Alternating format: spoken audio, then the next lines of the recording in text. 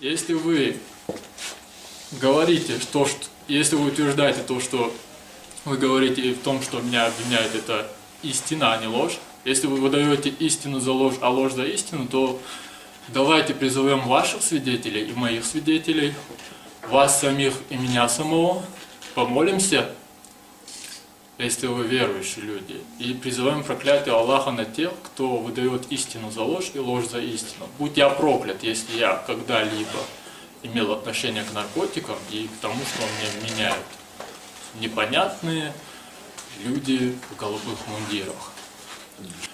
Еще момент хочу уточнить. Во время судебных заседаний в Шалях, во время всего этого периода, как начались судебные заседания, как меня похитили, я слышал от людей, которые меня окружали, которые подсовывали мне эти документы подложные, только то, что они знают, что я не виноват, подходили такие ангелочки, извинялись, говорили, что они знают, что я не виноват, но ничего сделать не могут, потому что дело это какое-то странное, в любом случае мне придется сидеть, рекомендовали мне подписывать все тихо, быстро, чтобы закончили, чтобы мне дали минимальный срок. Я понимаю, это мне было прискорбно, и сейчас прискорбно и позорно видеть эти бесчисленное множество не граждан, а даже не подданных, а лишь рабов, добровольных рабов, которые так цинично и равнодушно играют свободой людей, будучи сами являясь рабами. Мне прискорбно это все видеть. И эти люди играют судьбами людей. Валлах, биллах, таллах, будь проклят тот из нас, кто врет, будь я проклят, если я причастен к этим наркотикам, будь проклят те, кто кто меня обвиняют в несовершенном мною преступлении. Аминь. Аминь.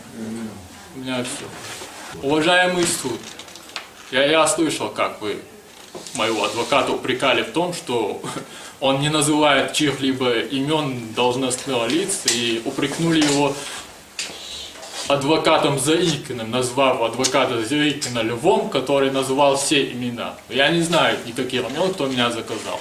У меня нет таких имен. Если были, то назвал бы всех, как назвал сотрудников уголовного розыска Человеческого МВД и других людей.